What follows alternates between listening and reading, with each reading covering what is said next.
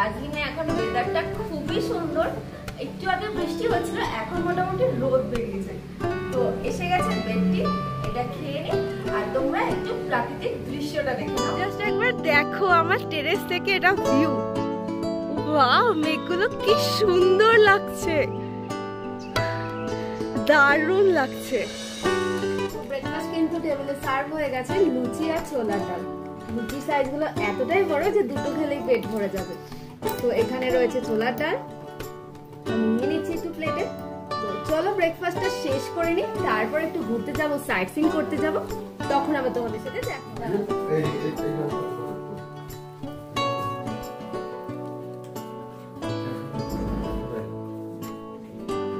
এবারে এখানে এসে গেছে ডিম ভাজা, মানে অমলেট, লুচির সাথে ছোলার ডাল প্লাস ডিম অমলেট। ব্যাপারটা বেশ জমে যাচ্ছে।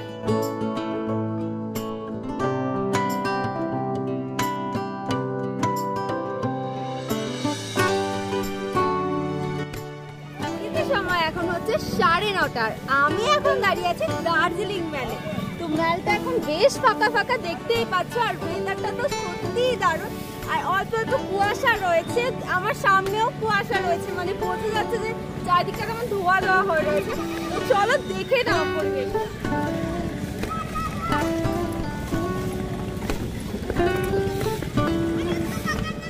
এখন বলতে পারছি 12:30, হালকা হালকা বৃষ্টি হচ্ছে। আর এখন আমি আছি দার্জিলিং এর চক বাজারে। তো এখানে প্রচুর সস্তায় সস্তায় অনেক কিছু পাওয়া যায়। তো চলো দেখে নিই এখানে কি কি পাওয়া যায়।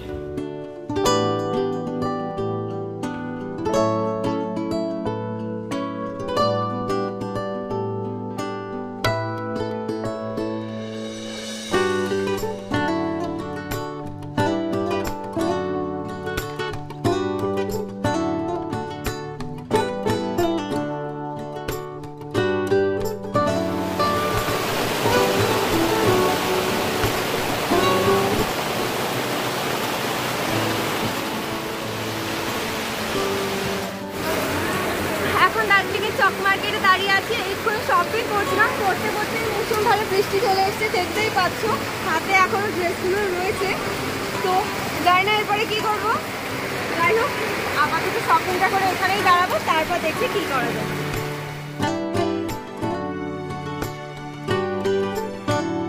আমি এখন যাচ্ছি হ্যাপি ভ্যালি টি গার্ডেন। আর এটা হলো হ্যাপি ভ্যালি টি গার্ডেনের ভিউ। জাস্ট ভিউটা দেখো, কি দারুণ লাগছে। ওপরে মেঘ, কিছু কিছু জায়গায় রোদ্দুর, যেমন ওই দিকটাতে দেখা যাচ্ছে রোদ্দুর, আর ওপরে কালো মেঘ। আর ওই দিকগুলো তো কুয়াশা, মানে মেঘে ঢাকা পড়ে গেছে। আর নিচে রয়েছে চা বাগান। সবটা মিলিয়ে জাস্ট দারুণ লাগছে। তো আরেকটু পথ নিচে নামতে হবে।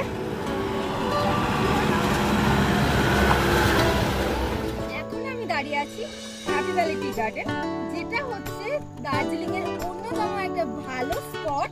আর সেটা তোমরা কিন্তু হেঁটে হেঁটেই কভার করতে পারো। তোমরা দার্জিলিং শহর থেকে এখানে চলে আসতে পারো হেঁটে হেঁটে। আর জাস্ট ভিউটা দেখো,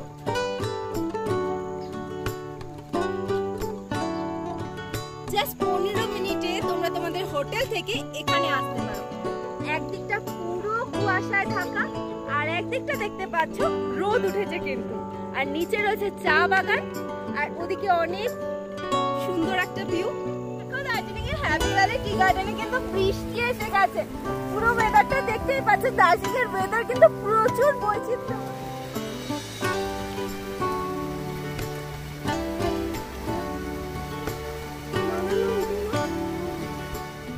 তো এই বৃষ্টির মধ্যে আমি আশ্রয় নিয়েছি একটা পাইন গাছের নিচে, যেখানে বৃষ্টি একদমই পড়ছে না।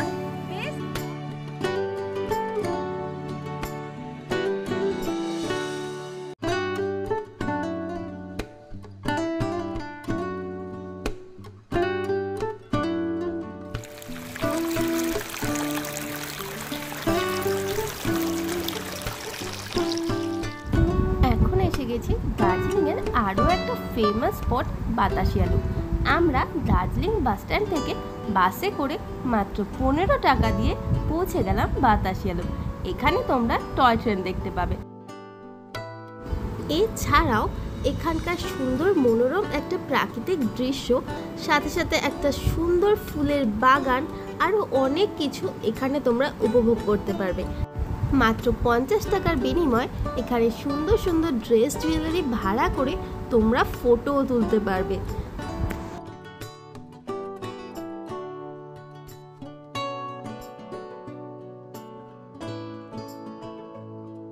আমি কিন্তু এখন দাঁড়িয়ে আছি দার্জিলিং এর ফেমাস একটা টুরিস্ট স্পট বাতাসিয়া লুপে। এখানে 50 রুপিস টিকিট এন্ট্রি ফিস দিয়ে আমি এখানে এসেছি। ওখানে দেখতেই পাচ্ছ টয় ট্রেন আছে, এটা এখানে 360 ডিগ্রি অ্যাঙ্গেলে ঘোরে। আর এখানে আমরা এসেছি বাসে করে অনলি 15 টাকা দিয়ে, মানে 15 টাকা বাস ভাড়া দিয়ে। তো আর বাকিটা তো আমি দেখিয়েই দিয়েছি। খুবই সুন্দর জায়গাটা, ফটো তোলার জন্য একটা বেস্ট স্পেস। আর তাছাড়াও এখানে তোমরা টয় ট্রেন দেখতে পাবো।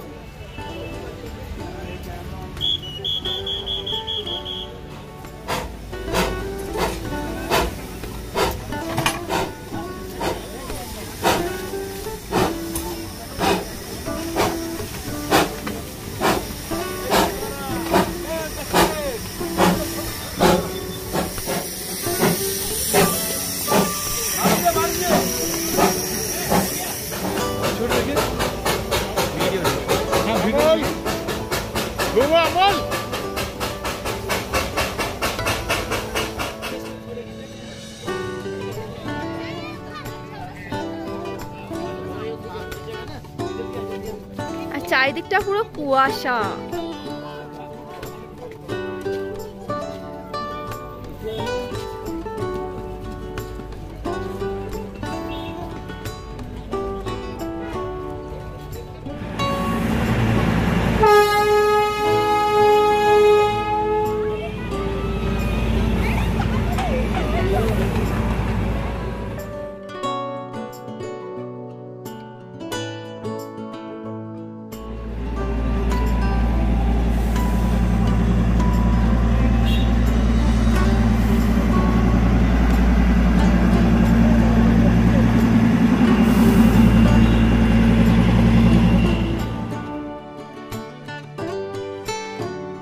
যেহেতু লাঞ্চ করিনি, খুব খিদেও পেয়ে গেছিল, তাই বাতাসিয়া লুপ থেকে বেরিয়ে এক প্লেট মোমো খেয়ে নিলাম। নেপালি স্টাইলের মোমো কলকাতা থেকে অনেকটাই ডিফারেন্ট। এরপর বাতাসিয়া লুপকে পিছনে ফেলে আমরা এগিয়ে চললাম আমাদের নতুন গন্তব্যের দিকে। আমরা কিন্তু হেঁটে হেঁটে গেছিলাম। এখান থেকে আমাদের নতুন গন্তব্যের দূরত্ব মাত্র 1 কিলোমিটার। আর এই 1 কিলোমিটার হাঁটতে কিন্তু আমার একটুও কষ্ট হয়নি। এত সুন্দর ওয়েদার, তার সাথে সাথে চারিদিকে এত সুন্দর সিন, এত সুন্দর সুন্দর দৃশ্য, সেটা দেখতে দেখতে কখন যে পথ শেষ হয়ে গেছে বোঝাই যায়নি।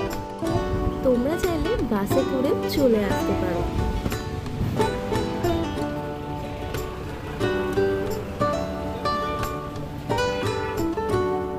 এখন আমি রয়েছি দার্জিলিং এর আরো একটা ভিজিটিং প্লেস, যেটা হচ্ছে ডালি মনেস্ট্রি। এই যে দেখতেই পাচ্ছ, এটা হচ্ছে ডালি মনেস্ট্রি। তো চলো ভিতরে যাও।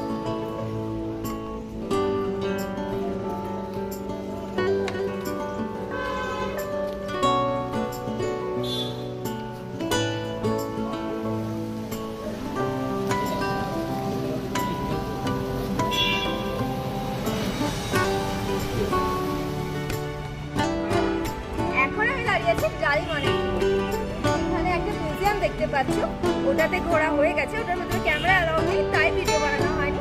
এখানে আসতে গেলে তোমাদেরকে 5টার মধ্যে আসতে হবে। আর ঘড়িতে এখন 4:30 বাজে। আর আমরা এখানে টিকিট কেটে নিয়েছি ওই 20 রুপিস দিয়ে। তো চলো এবার মনেস্ট্রির ভেতরে যাই।